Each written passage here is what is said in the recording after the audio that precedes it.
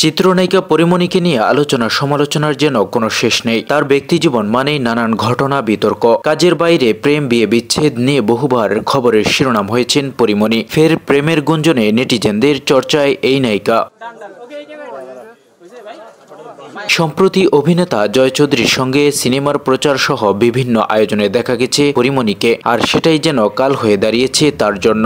নানান মন্তব্য, সমালোচনায় মেতেছেন নেটিজেনরা। ভারতীয় সংবাদ মাধ্যম আনন্দবাজার এক সাক্ষাৎকারে বিষয়টি নিয়ে মুখ খুলেছেন পরিমণি। সেখানে আলাপচারিতার এক পর্যায়ে অভিনেত্রীর কাছে জানতে চাওয়া হয়, বাংলাদেশের কলকাতা সব জায়গাতেই আপনার পাশে অভিনেতা জয় চৌধুরীকে দেখা যায়। জবাবে মুখ ভরা হাসি নিয়ে পরিমণি বলেন, ও তো আমার বান্ধবীর স্বামী। পরিমণি আর প্রেমের সম্পর্কে জড়াবেন কিনা এমন প্রশ্নের জবাবে চিত্রনায়িকা বলেন, আমার প্রেম হলে দেখি অনেকেরই মনটা ভেঙে যায়। আমি কারো হব না, তাতে লোকে খুশি। তাই অনুরাগীদের জানাচ্ছি, আমি কারো নই, তোমরা খুশি থাকো।